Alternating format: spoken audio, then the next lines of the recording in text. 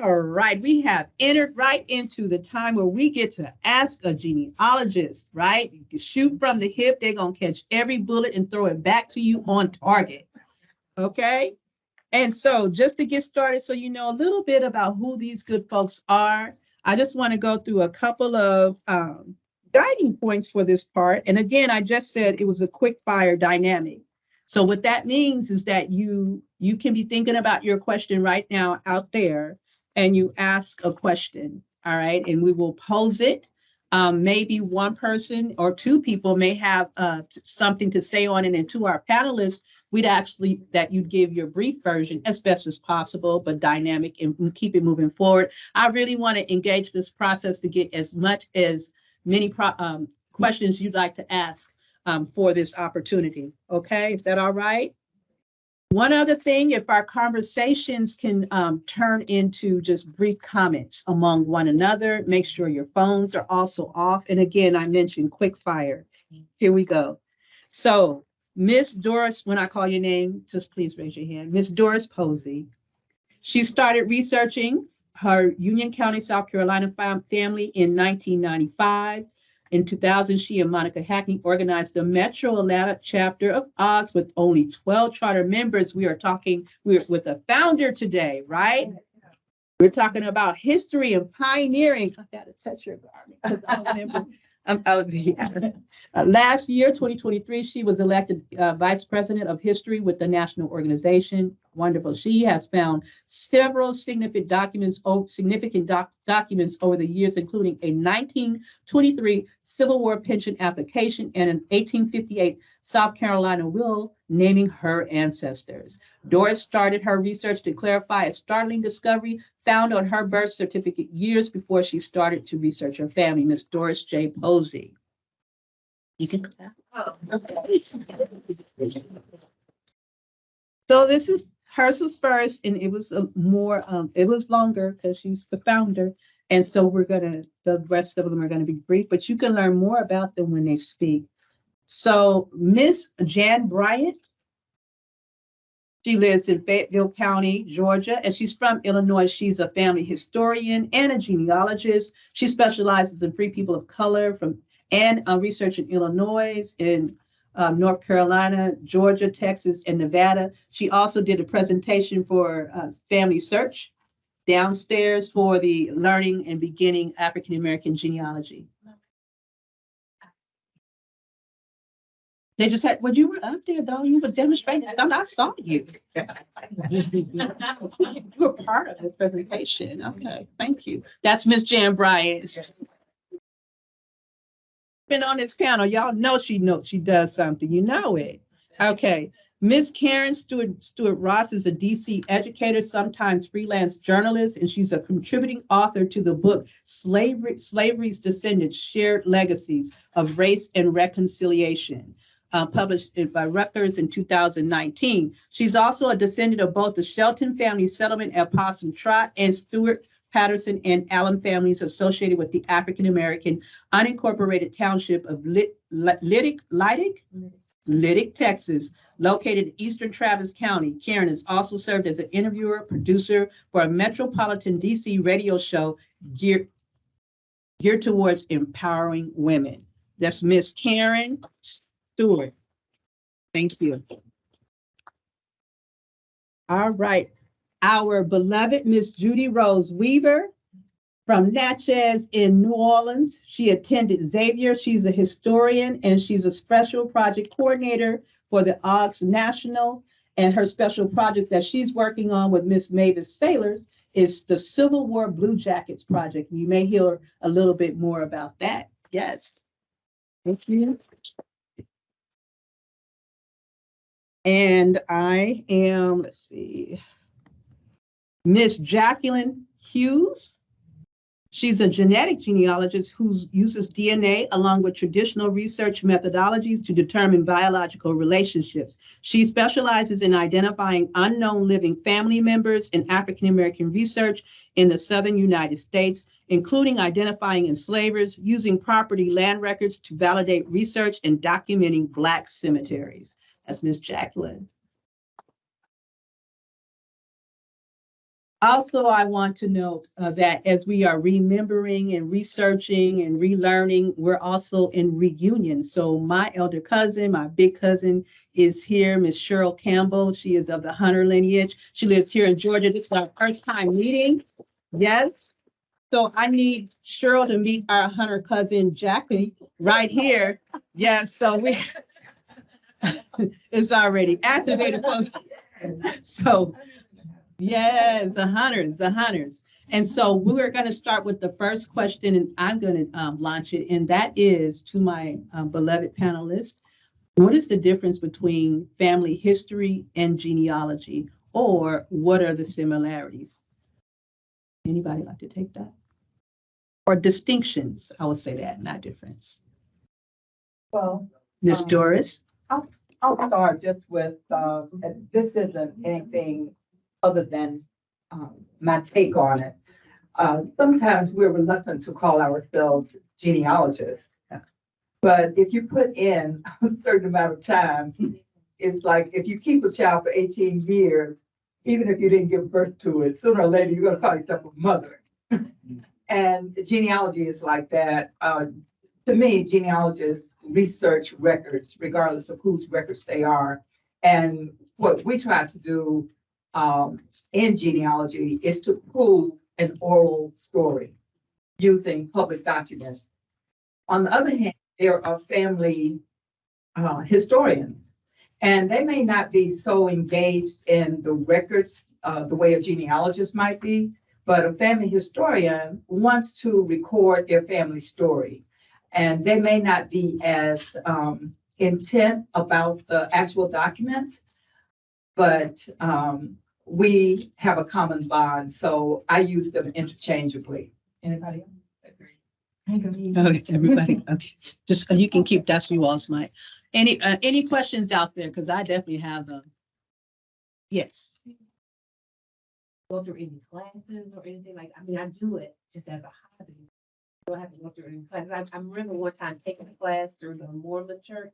Yes, through the the LDS certification. Can I add something? I would like to add something to what Doris. Can you turn right at the top? Start. There you go. There you go. Anyway, I think I have an outside voice. Well, this is for recording, so we need. There you go. Mm-hmm. One of the things that I'd like to say. There you go.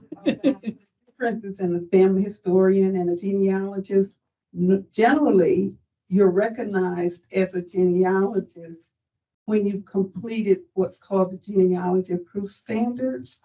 And Elizabeth Shawn Mills has a book, and she's supposed to be the expert at writing those standards. It's just like, I'm a tax preparer, right?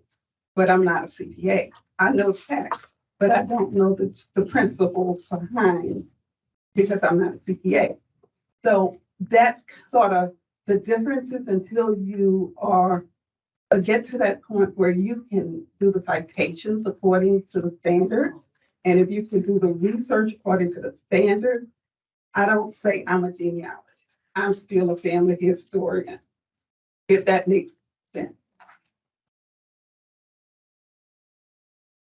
I'd like to add, there is a very prominent institution that is now, I think they're going on 11 years. That's the Midwest African-American Genealogical Society Institute. Was first started in 2013. I am an alumnus of the Institute in St. Louis, Missouri, along with the local AAHGS chapter. And it was at Harris Stowe, the infamous Black Teachers College.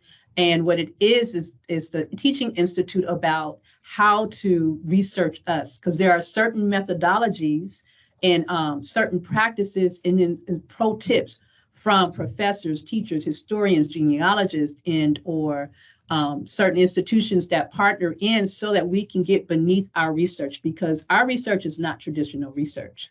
We can't put our stuff in Ancestry and think we're going to get a whole bunch of leaves all the time. In fact, there's this notion of what's called the 1870 brick wall, but today we call that the crossroads because we've gone deeper and we've gone farther. So MAGI is an institute, MAAGI, Midwest African American Genealogical Institute. you can look into to actually go and specialize, or starting from the beginning, or Civil War research in Native American, African American blending, all that kind of thing. And then also there's a free series that's called Black Pro Gen on YouTube, and it's free. And it's started by Nika Sewell Smith, who is a genealogist and researcher, historian, journalist, and also works as an associate advisor to Ancestry.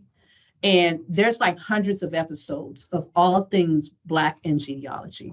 So those are great points to start. But, it's $1 billion business now, so they're paying more attention to us. So there are pretty webinars and stuff like that that you can begin taking and becoming abreast about how to come into it. Yes. Also think it's like any other profession, whether you have a real estate license or you practice medicine, we're always doing continuing education, so I'm constantly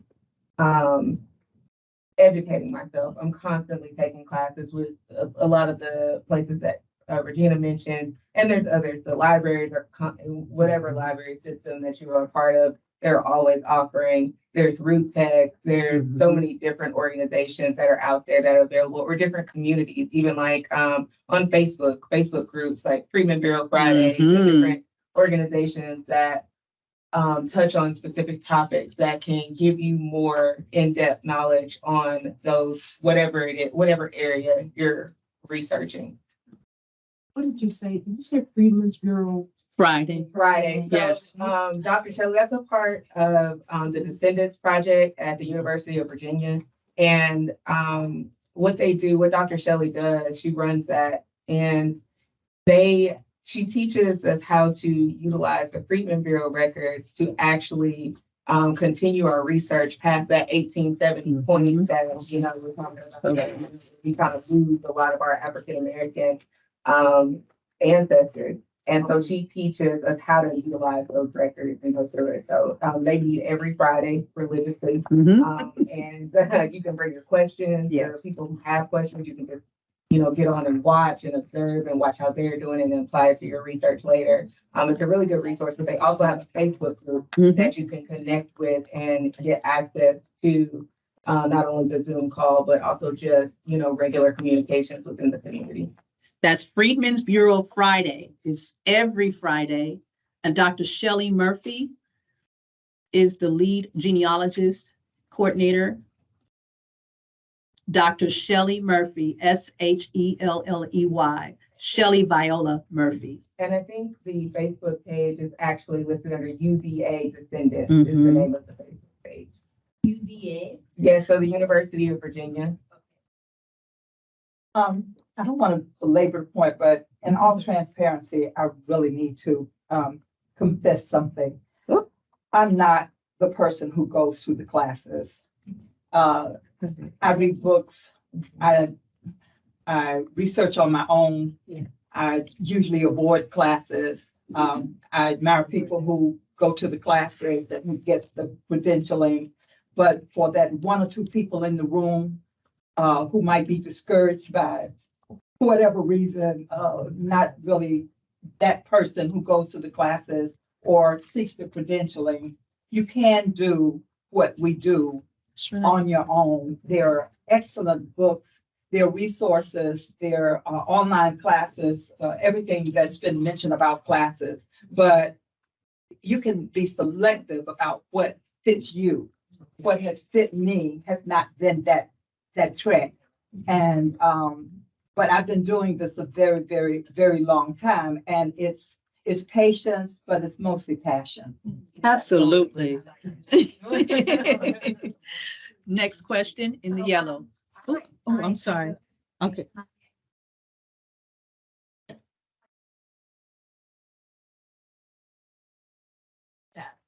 You can be a genealogist and not be professional. But you want to take those classes like they were talking about. Yeah. So I don't know what's wrong. One of the things that I want to say, and I hope I hope you all can hear me, but I'm going to give another plug in for AAHGS, okay? Yeah. If you become a member of AAHGS, then you'll get all of this that comes along with it. And one of the things, Doris, when I first joined AAHGS in about 2010, I came and I looked to see what it was all about, and I was still working. And I thought, I don't want to be in the group with people who are retired because I was still working. That wasn't my audience at the time, but I kept coming back. I kept coming back because I'm a historian and I love history. Doris and Monica, the late Monica Hackney, started this organization chapter in 2020. And in 2000, and in 2020, we had the 20th year anniversary, and it was phenomenal. If you become a member of AAHGS, you can go back on the AAHGS website in the members portal and look at that phenomenal work that they started this organization with. So AAHGS drew me back because I was still the hobbyist researching my family history. I had gone all the way back to 1787 in Mississippi, and I've written 2 books, and the name of the books are A Legacy of Heirs.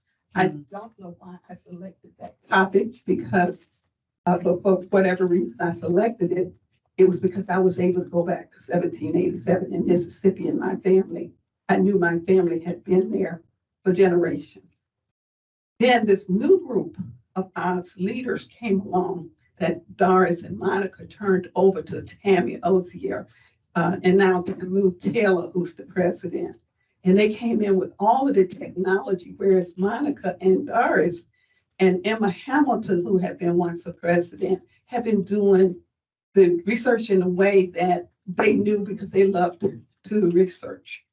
And then we moved right on along in the timeline to join the National Genealogical Society, Ancestors, American Ancestors, and all of those other genealogical societies. So what these new group of leaders have done for us, in addition to what Doris and Monica have done, they've brought us up a level where we can attend virtual classes on Zoom anytime we want to, forever. And we could very well say we could get we become certified as genealogists if we took the test. So you have that option if you join AAHGS. And again, I'm putting a plug in for AAHGS. And that's the story, and I'm sticking with that. Indeed, indeed. I do want to add that, your first story, your first action starts with you and your family. Seriously, I'm a family historian because my grandparents have commissioned me. They passed that to me. I'm a genealogist because of the time that, like my grandfather said, you're going to prosper this work through technology. Even before I saw it, he saw this in early 90s.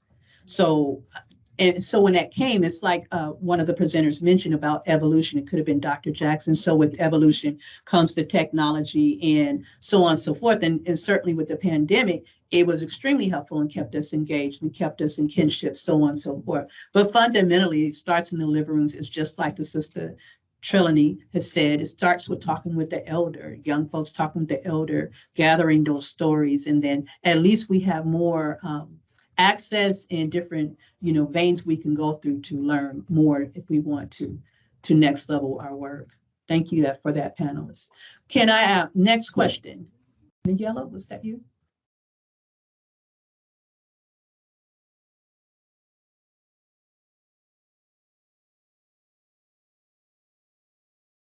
Experience. I go to the institutes and institute once a year. Mm-hmm. I also maintain a library, a personal library of over 300 books. But also, I think as a genealogist, my experience have taken me into communities where Black people were, to find out what they were, how they lived, when, where, who were the descendants. And that helps you understand maybe the anatomy that was performed in that society or whatever. So to me, it's a broader, to be a genealogist is broad. Yes, it is. She's speaking about going into our communities and other actually gathering that local information, like that dynamic presentation that Dr. Jackson just did. It's important that we're documenting the world around us as well. And genealogists do that, and they have the methodologies. And particularly with us, we hold several hats. We are not like we get to hold this title or anything like that. We actually really have to stay close to the ground in order to get our folks engaged. Like some of you brought up earlier in the first session, it's hard to even get the funeral programs from the funeral homes that's closed, and or to learn who's still been inventoried at the cemeteries. How do we bridge that? And those are some of the roles that we play as well, because of working on both sides of the track, but feeling very compelled to the commission of our ancestors to carry on that legacy, right? Yes. Can I speak to that? Sure. You brought it up. The cemeteries? The funeral home director.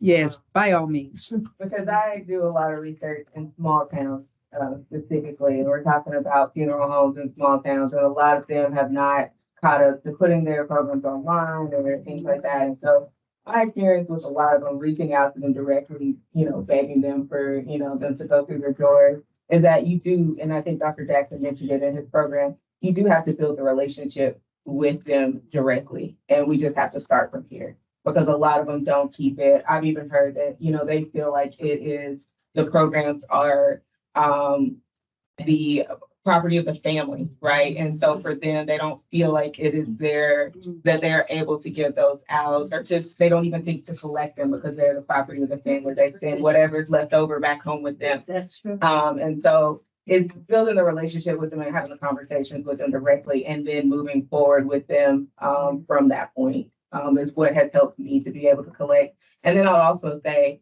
whatever that local community is, there's somebody in that community who has every obituary of everyone, and you just have to find who that person is. And when you do, they will have them all, and then you collect them. And that's what I have done in my smaller communities, is find a great auntie or, whoever who has those programs. One comment. Absolutely.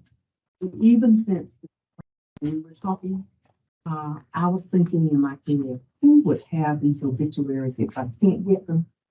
We have in Greenville, Georgia, Burt County, professional funeral goers. What? Yeah, I think they go to funeral just to eat. Professional criers. They're like a very amount of resource, because they go to all of it. I mean, if there's not a duplicate, because we have 2 Black funeral homes. So we probably have, I probably majority of what I'm looking at. Yes. But there are people who that's their job. Sir, that's a great start. And I love cemeteries as well. I used to play in the cemetery when I was a little girl. That was our after church activity. How many of us played in cemeteries? Yeah. And going back to your point and to Jackie's point, there was a young man here yesterday from the Auburn Avenue. Yes, Mr. Derek Mosley. And Mr. Derek Mosley Mm-hmm.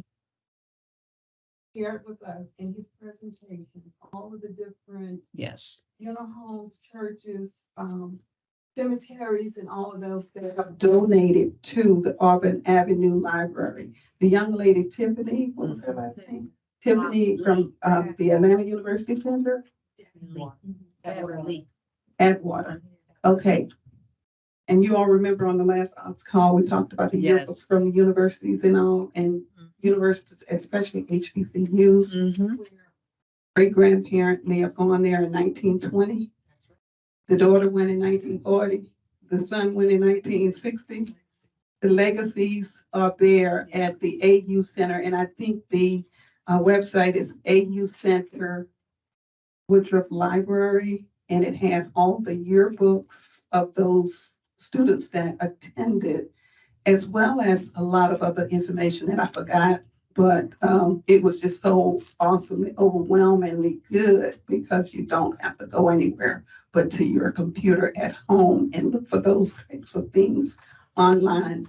When I talked about Doris and Monica, Tammy, and Tamu, I forgot to mention William Durant. William is the young man who's sitting in the back there William is our webmaster, Atlanta chapter's webmaster. And if you join us, you'll get to go to the members portal. William has maintained that website for as long as I've been a member. It's one of the most phenomenal websites that I've seen for African-American genealogy. As a member, you can go back to that portal and look at some of the presentations that some of the members and our guests have already done that may bring you up to date on what we've done, not so much our accomplishments, because we're all just in it because we love it, but more so you can be empowered and learn more about what you may have missed when you weren't a member. So indeed, consider going local when you are beginning your research, starting with yourself, your family, and consider the local information access, and that's including perhaps a society and like AAHGS. The woman in, yeah, I see. Okay, yes.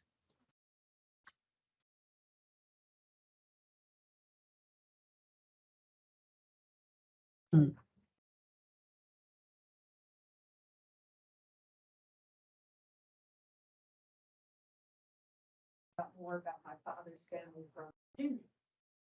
And so my father's family, I consider myself a real native New Yorker because they were in New York since the late 1800s.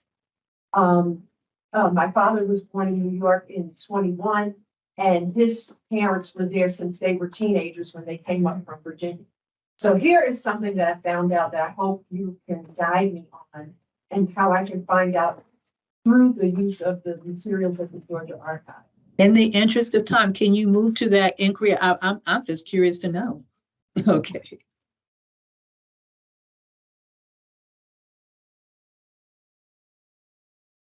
Oh, nice. I've been able a lot of things like manifests and draft cards, but I was hoping I could find a photo of him, like an official photo that was a part of his World War I history. What's his name? William Edward Smith. Have you tried that? Smith is such a common name, but have you tried 403 Yes. and NARA, the National Archives records, military records? Are you on Ancestry or Family Search? Yeah, I'm on both. Okay. You will go on Ancestry. 403 is an arm of Ancestry.com. So FOLD 3. That repository has the records of the military, people in the military. Your ancestor's name is very common. So what you'll want to do when you go in there is possibly look for something that's different. Can you give her the website for NARA? National Archives .gov. NARA is a part of Smithsonian as well. So just go to the National Archives and Records Administration website, and there is the Atlanta branch right next door. I'm not sure if they would have your records next door over here, because the records in this Atlanta office consist of those records of the southern states. And for some reason, National Archives records are distributed at different locations. Yours is probably at either the College Park National Archives, which is the Archive 2. Archives 1. Okay, so now before you leave and go anywhere to look in those records, you'll need to go online to Family Search, Archive 3, local library to get onto Fold 3 if you don't have it, on your own computer. Okay. Indeed. You find registration and everything first. You get all of that information before you go to NARA, because you'll need the application number, you'll need the dates, you'll need all of that information in order for the National Archives to research your record. Indeed. Also, too, I want to make you aware of the Gene Sampson Scott Greater New York area of the AAHGS, local AAHGS chapter there. When I first joined AAHGS back in 2010, I used to live in Harlem. Oh my God, yes, for sure. Gene Sampson, Scott, Alex, Greater New York area. They're also on Facebook too. Brother Durant, I'll come back to you. See, there you go.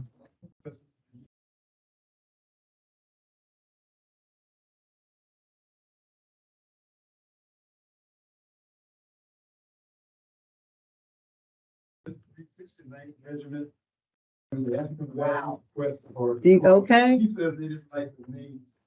Probably don't like it. But anyway, he listened.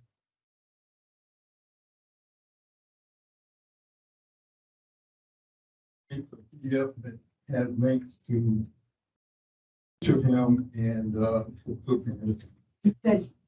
John Morrow. Yeah. That's Brother Durant. And then you guys can connect right now and go ahead and exchange that information. Don't wait. Yes, in the purple.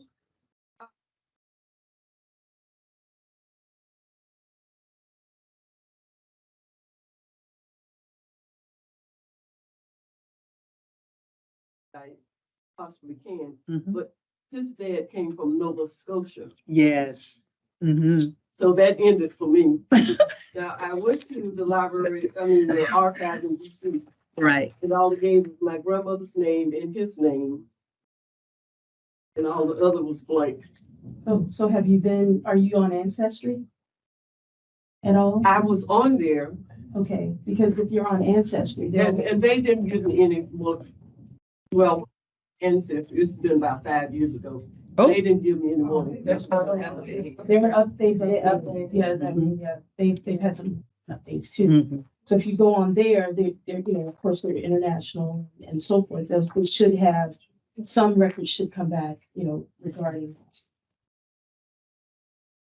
Family search also. Yes, Family absolutely. Yes. And if you can research all over the world, Ancestry and Closet Yeah. who get to the world. In fact, Well, let me just say this.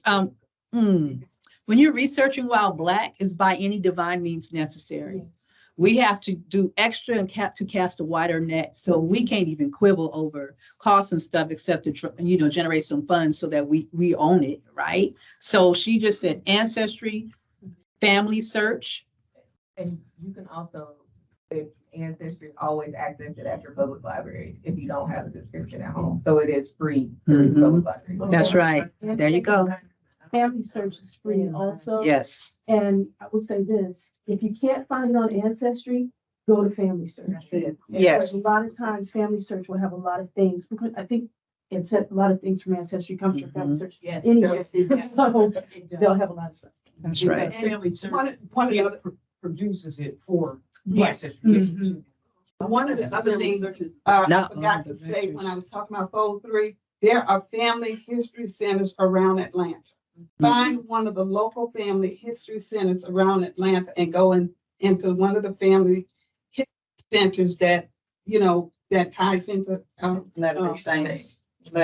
Salt Lake City's Family History Library. Yeah. And so when you go in there, I'm pretty sure you can get Fold 3 for free. Yes. Yeah. Are you saying FOLD. Okay, so we're going to take Indeed.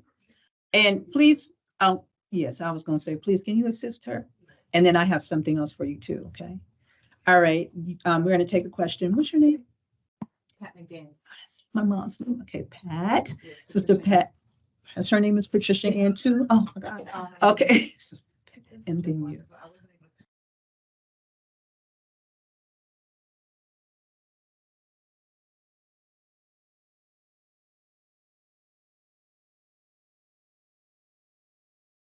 Obituaries and so forth. And I mentioned to the lady that was sitting here with me next earlier, something that my sister, she's with Oakland Cemetery. I was speaking to her. Something that my sister I noticed about 4 or 5 years ago. Good people. There is Patricia Ann. Oh, Noble Grace. Always. I need you to bring it forward. I'm That bringing question. forward. Okay, thank Question you. coming forward. Okay, thank you. Escovita Let's go. is going around buying up funeral homes, cemeteries. And part of what they're trying to do this gentleman, is start selling us back our obituaries. Oh, my Making God. money. So bringing that to the attention to everybody, if you see Escovita, and Escovita. we were taught it's ESCHOVITA, or sometime the H is not in there. He's not from the area, out, whatever, but it's happening everywhere. That name. So for example, I'm an Atlanta baby. Hogger Brooks is no longer just Hogger Brooks. Pandemic, cremations, outside funerals, impact financially. They had to partner with one of the other funeral homes. Yeah. Some of our funeral homes are closing. Some of our cemeteries like Kennedy Memorial, because it's, I guess, considered maybe a public sort of cemetery versus one that's on a church property. They're being bought up. Escovita owns it now, but it's still named Kennedy Memorial.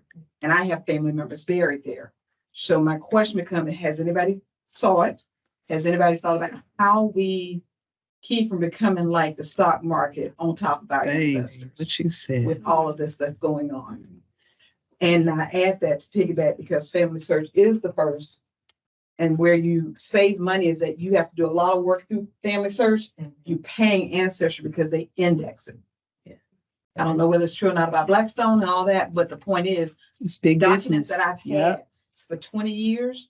Now, when you go back to your transcription snapshot and the micro thumbnail, they are fine. When I click on the thumbnail, the pages are being moved and their pages are being whited and covered. So somebody is taking the census document, which I thought should be illegal, taking paper and putting over a section that was always there before, making a copy of it, and that's now where my link is leading to. On Ancestry. Have you reached out to them? That is what Russ and I talked about this Because a morning. lot of times it's just technical things and they'll fix it if they are made aware of it. Right, because I was wondering if it was a technical thing versus the person who brought my enslaved ancestor here. That's a whole nother something conversation, because it's not like page moves. I know the original page move. Yeah. This is someone literally taking 1 through 28 houses, 40 through 39, and they've gotten rid of 3 houses. Yeah. Put white paper over it.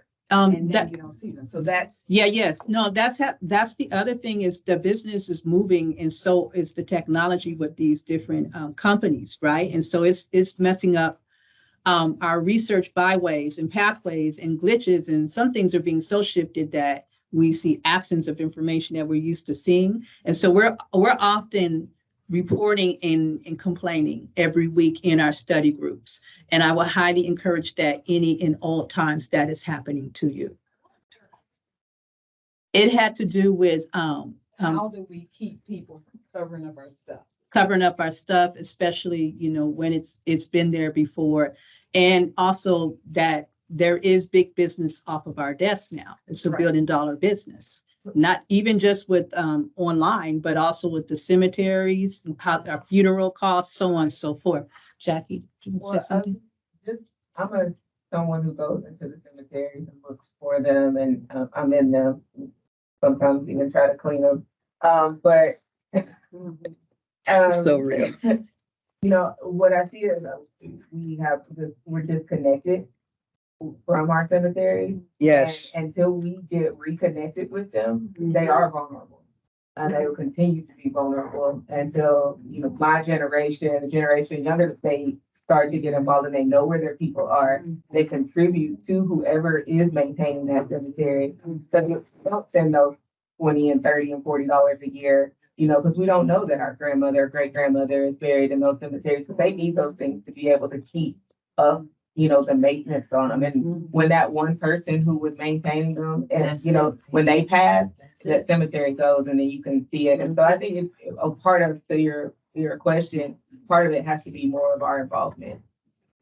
After that, as a person, I'm sorry, as a person who also, we just got through our cemeteries on Berry College.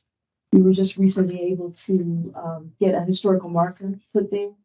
We were erased, but by being present, by getting involved, being present during research, we were able to, to save it. So I think we got to be more present and do more research. Indeed. So in the back, we have a couple of questions in the back, and I'll come right back to you. Yes. Okay, a quick comment.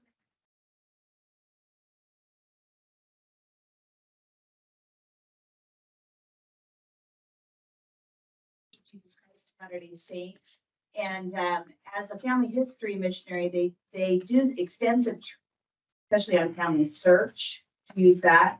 And when people come in, our job is to do whatever you want us to do. Start wherever you want us to just start. So that's our job as a family history missionary, is just to be your assistant. So just as a heads up, any of the family history libraries around Atlanta or wherever, that's their job. And then my question was, yesterday, I was told about the 10 Million Names Project, which I'm so excited about. And I put one of my slaveholders, family enslaved people's names with their ages. That's the only will that I've come across that has those things. But I was wondering, how safe is it? Because it gave me the option to download my family tree. And so I was going to do it from Ancestry. I just got ready to click it, but I have like my children and living people, you know. So I know that usually, like if any of you, you know, if I share my tree with you, those living names are blocked out usually. But I was like, if I download this, how safe is it?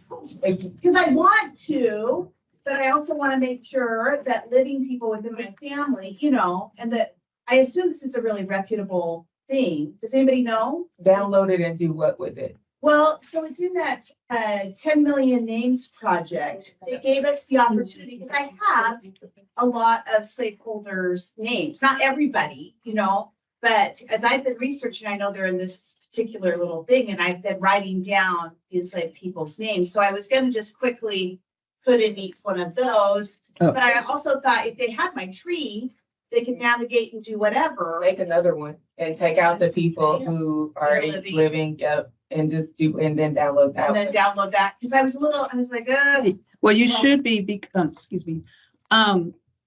First of all, the project is still being organized. okay. I've gone to several meetings in different regions, and the one question I asked is, how are you going to organize all this information, and where is it going to live? And they did not know. They didn't, okay. They did not know. But if you want impact, definitely there's a project called Beyond Kin. That's one of them. And especially they're already up and going, and it's been, I think it's about 6 or 7 years by now. And then also on, if you're an avid user of Facebook, there's a very robust and very moderated governed group, veteran group. It's called, is it Our Black Ancestry? No. I know the name of my white slaveholder, something like that, by Edward Adams. It is amazing. Yeah. Thank you. Yes. Can you repeat that? I found my enslaved ancestors and their own. Yes. On Facebook. May I interject? Sure. And a few days ago, top tech CEOs were in Congress testifying about the safety of the internet and as it relates to children who died because of things that was posted on social media. There were only 2 of all of those tech giants who apologized or even said they'd do something about it. Right. When we think about big business, and Ancestry is big business. Ancestry, I believe, has been sold before. When you have a business, you can do whatever you want with that business. Okay, a word of point of clarity for Patricia here is that the census records are government records. They are not private. Yeah, they're not. And they're not. And I say that, and I bring that point up because the Church of Jesus Christ and Latter-day Saints was responsible for taking census of the world. Okay, and as such, they're public records, and anyone can get access to them. Ancestry, when they started the business, got a hold of the same thing, not just with census records, but any records that's ever been in the public domain can be obtained by any business. And that business can do whatever they want with the information that usually you put out there. And so when I think about the hearing the other day about the top techs, and think about all of the stuff that we put on Facebook, because we want all of our friends and family to know that, but they own it. So they're talking about that. And they can yes. back and say, oops, I didn't want to put my baby's picture on. Yeah, they give you- So for the people in the back, because they aren't able to hear, and unfortunately the mic is not operating properly for our panelists, is that the conversation is around privacy and online and using some of the different platforms and giving some insight about the position of the big businesses, not very apologetic or participatory or caring about those rights. So you want to be mindful about what you put online and how you utilize internet in your in giving your information today. I can go back and write a book that was copyrighted beyond 70 years ago, reprint it and sell it and make some money because it's in the public domain. And AI that. So yes, just this brother is right here, and then I'm going to go to here, and then the orange, and then you. Okay, there you go. Okay, great. Two ideas that I'm looking to accomplish on ancestry.com. And I have not been able to find my grandfather on my father's side, any information. He passed when my father was 2. Mm-hmm. So he doesn't know anything either. That's one. The second that I'm looking to accomplish, my grandmother on my great grandmother on my mother's side is from Crawfordsville, Georgia. She was ran off of her land by the Klan. And I want to find that land deed. So how can I?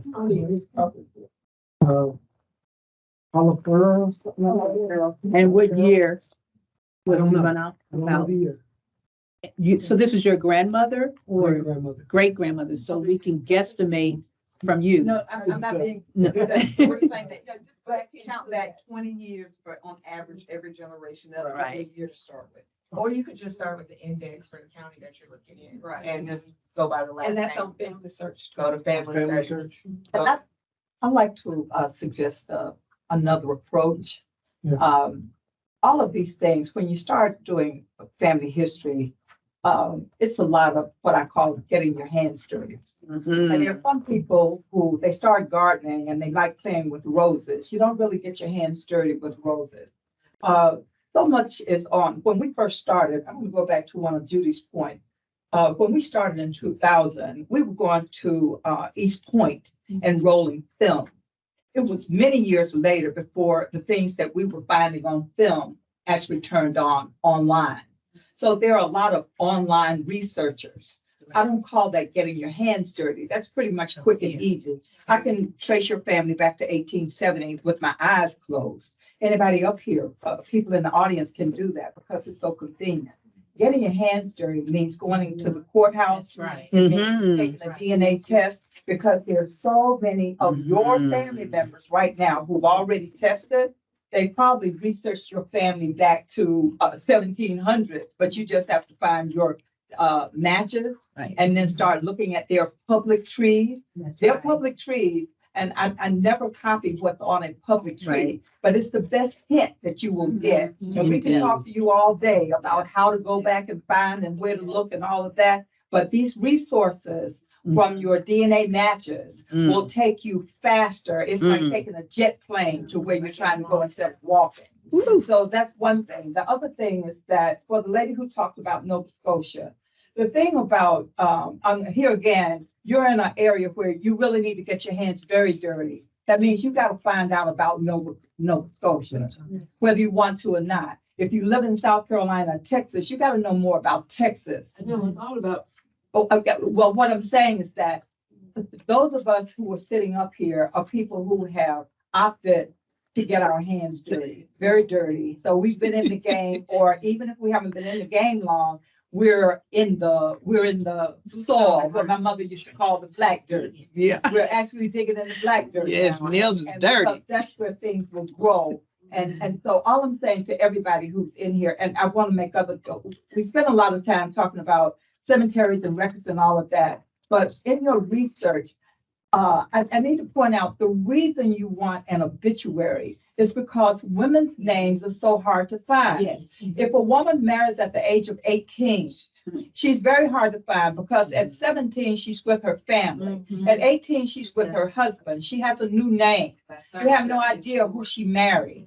And and unless you know that surname, you're sort of stuck there. And you can't trace her family because you don't know who she married and her children's name because they're carrying her husband's name. So in the obituary, if you take an obituary now, and let's just say I go on Legacy, which I found a whole lot of family members. There's a legacy.org. I don't know where they're getting the obituaries, but they have a lot of them there. And there are other companies that are doing the same thing.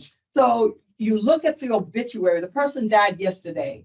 So here's their obituary. What they'll say is his sister, name his sister, and show her her married name. And then he'll say, and then the obituary will say, who lives in Ohio. So now here are your clues. Yeah. Got her last name. She's in Ohio. How would you know that without seeing that? Right. That's why obituaries are so important to researchers. I apologize for taking the time. Do not, Oh, no. do not, Madam Founder, absolutely not. Yes. Could we give the floor to Sister Karen? Oh, no, I was just gonna say, another thing too, just by doing like, and definitely going to the courthouse. Sometimes it's online too. Sometimes those deeds are online and it's Rome that's online. And then also looking at Find a Grave. They have a lot of information there. And then maybe doing a search where you put the name in quotation marks on newspapers.com. You might be able to find something. We can speak on what Find a Grave is. Find a Grave is a site that has the different listing of cemeteries across the country. And that's so, Find a Grave. She just mentioned that Find a Grave that has a different listing of cemeteries across the country. And who's buried there. And who's buried. And for the Liberty, for Nova Scotia, billion graves. That's the outcome. Yeah. So, but also to what you were saying about going to the clerk's office and going and getting those records, you know, yes, if you can't get to that clerk's office wherever you're researching, the online family search is why we mentioned that. Family search is a great place where you have access to all of those records. You may have to go to an actual family history center or affiliate library in order to access it. This depends on whether or not they're locked.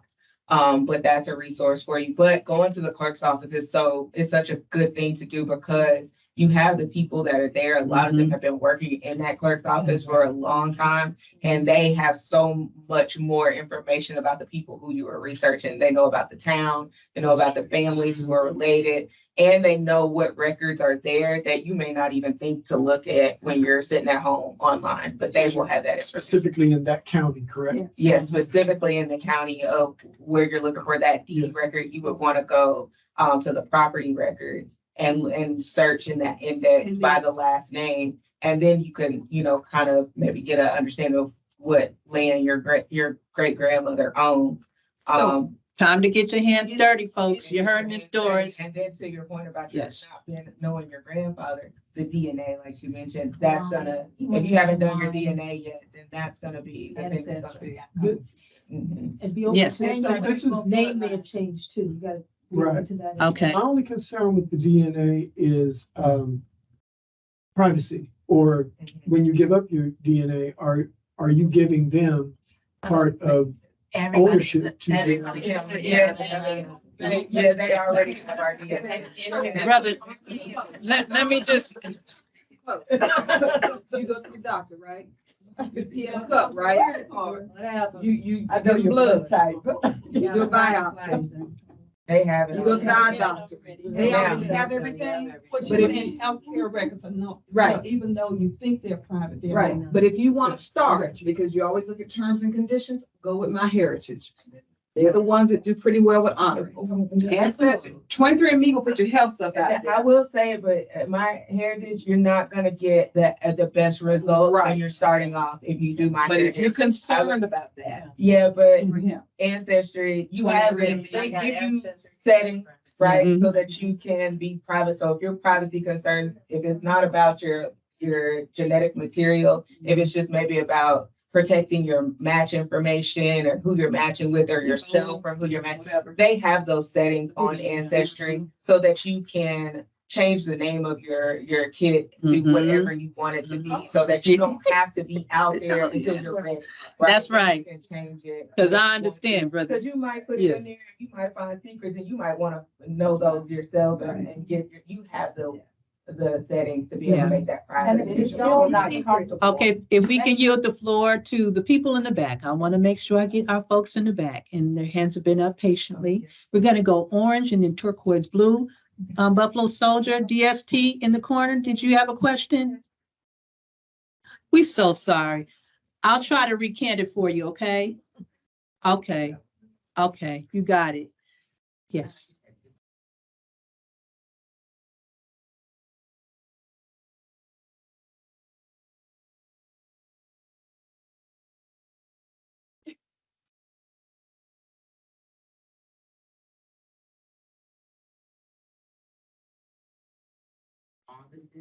Just has the A and the male, but I know it's him. What is the AAHGS Tennessee chapter? Anybody know?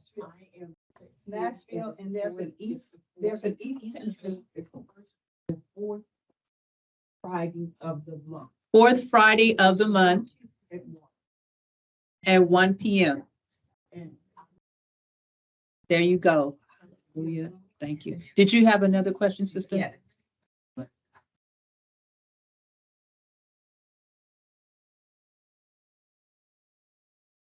Mm, mhm.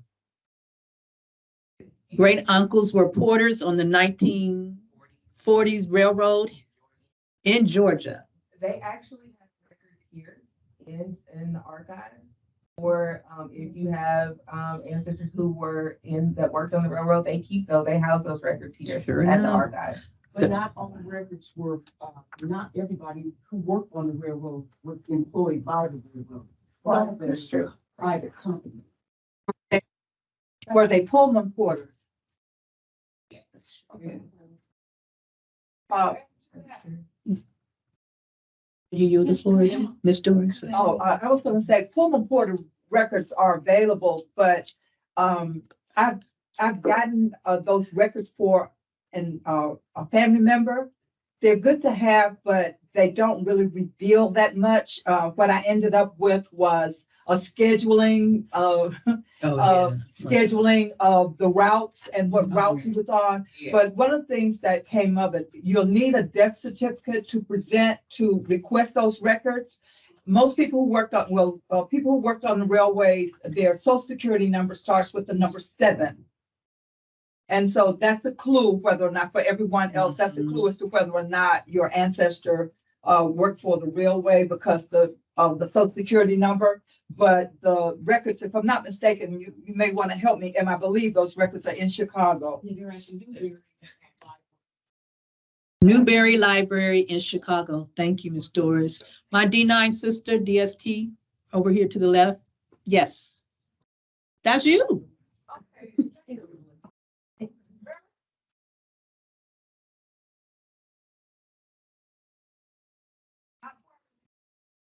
You see your ancestors sometimes as a porter. There are 3 categories they could be working with. Government railroad, it could be a Pullman porter, that's a private company, and as Doris said, she's done extensive research. Those records are at the Newberry Library there. It's a private company. The other set of the work for the railroad, that is a federal thing, and some of those retirement records are over at the archives here, but not all of them. Right. Google it, and they will explain where you go and get those records. Then the other set that station. They were not part of the U.S. government employees. They were not Pullman, but they were just at the railroad Station with a job. Thank you so much. That was wonderful. In the turquoise and the, I'm sorry. Railroad Retirement Board.gov. rrb.gov. rrb.gov. Just one more in the back, please. In this turquoise sweater. Well, You did? You can't have any ancestors that's still on the roll getting money, like if you had a handicapped child. Uh-huh. You can't get the records for 15 years. I see. Thank you.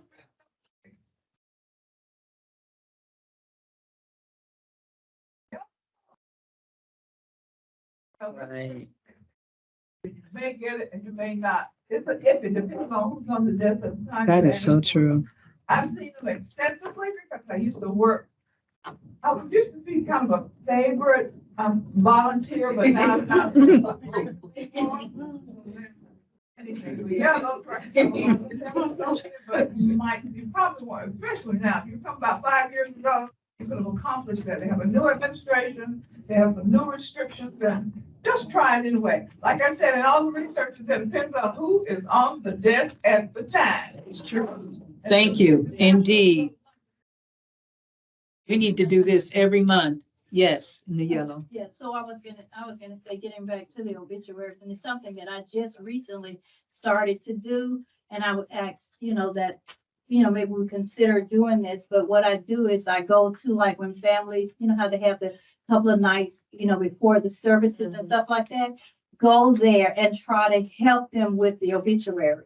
And then you kind of like help control the narrative, because a lot of times, they don't put in there her maiden name. He married, so-and-so, and it's Mrs. So-and-so, so-and-so. So what I do is I go and I say to them to make sure you put, her maiden name in there. Make sure you put, her sisters and brothers, because some of them don't even have sisters and brothers' names in there. So that's a lead. Sisters and brothers are a lead, help you to know. So that's what I do. I go to some of the services of family, friends, and then be sitting around and telling them, when they're trying to help, because they always want somebody to help them with the obituary, because a lot of people haven't even made an obituary before. And so you're there and you help them and you tell them to make sure you put this in there and make sure you put that in there, because all the other stuff they put in there about, they did this and they did, that's good stuff. But the most important stuff that we look forward to seeing in the obituary sometimes get left out.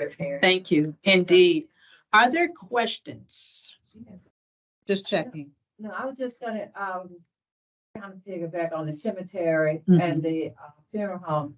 What I wanted to bring to everybody's attention nowadays, the people in the funeral homes are young people. Okay, and they may not, know or either think it's important to do the digging. So just be patient. Yes. And take your time in doing this. And another thing, the experience that I've had with the cemetery, they happen to be a part of the church, Long Street Baptist Church in Concord. A lot of my family member elders, 1825 or whatever, they're there, but churches do not have a record of who's buried in that cemetery. And so that might, you have to get somebody in the area, hope they're still alive to tell you that. Like the elder. Another short thing. My family member and the community, which is South Atlanta community, most of them is buried in South View Cemetery. I had a cousin that died when I was in the 4th grade, and I went looking for her plot. This is the first time, it was about a year ago, first time I heard that South View has a public section. And in that public session, if you don't go out and clean up and stay abreast of your family lot, and you have no stones or anything to tell you what it is, they are going to charge me over $1,000 to go into that area. They said to clean it up and find the grave. They got the information. So that's something to bring to your family, that it's important. If you love that family member in the ground, it's important for somebody to go and keep it clean and know what's going on, because now apartments and everything else is being built up under the. Just for the people in the back, just that family members bring to your attention, to the family, that your departed beloved ones that have been buried is oftentimes we need to go and check and see if the area is clean, the upkeep, the tombstone is still standing, especially for harsh weather conditions. That's important. Call the office from time to time to find out. That's what the landscape and yard people go and report back to the office. But, from time to time, I'm going to say month to at least a quarters, have a family member go out, visit and make atonement and check the areas. It's very important, because we're the first ones to cry out when something is broken or missing or are gone. We don't need to wait. So that's part of our preservation efforts we can do and add to our family charters. I'd like to double back, if you don't mind. I'd like to double back with the, oh, you're a young man. Everybody's young in my age group. But what I'd like to say is that if you're still reluctant about DNA, because DNA, can you guys hear me in the back? I can talk louder. Because DNA is so important and will remain so for those of us who are doing family history. I don't have a strong trust factor either. So I absolutely understand someone who does not want to test right now. You'll test when you're ready. And I'll say that to anybody. Test when you're ready and not a minute before, because you'll wish you hadn't at some point if you're not all in. But having said that, if you have a relative who is not so reluctant, then you may need to just get a test for that relative and you'll know your situation. So your relative, you'll find similar relatives. You're in the same family. So just find someone close to you who is willing, and then ask them for access to their account and tell them what your reluctance is and just be forthcoming about that. But I do understand the reluctance. It's not, I've been tested in 3 different companies for my own reasons, but I wanted to be able to know firsthand what the differences were. And I'm glad I did, but it's just not for everybody. And, but there's so many rewards on the other side of testing that I strongly suggest that everyone pursue DNA. It's the new computer. Okay, so I have my last comment to you as well.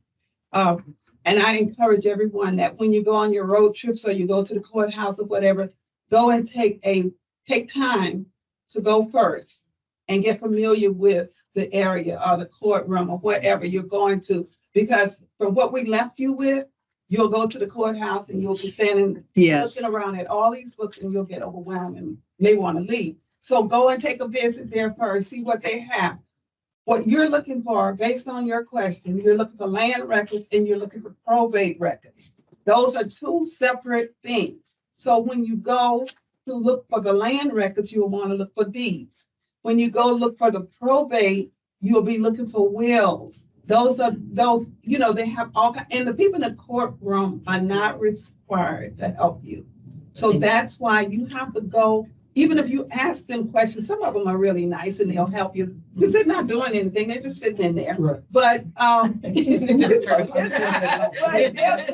that it's not their job to help you do your research. So you have to go in and get familiar with the location. I was just telling someone a little while earlier, I'm going to Roots Tech. Roots Tech is a big, huge family search organization.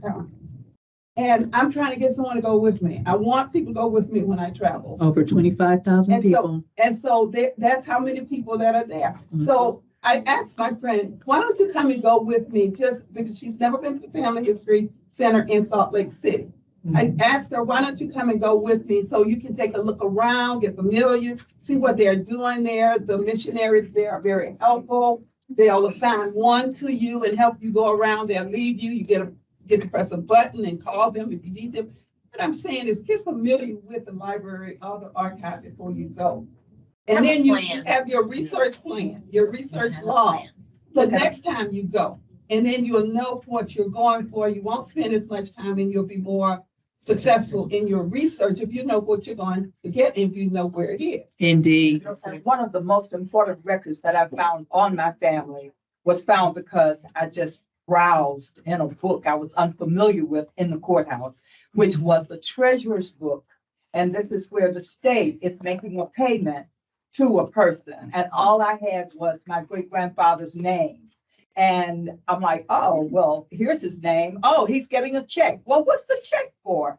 Long story short, that turned out to be a Civil War printing record. Right on. And it only came out of browsing. Another record that I found, the will from 1858, came from browsing on the internet. I don't have anything to do. I'm a little bored. I've eaten everything in the refrigerator. What do I do now?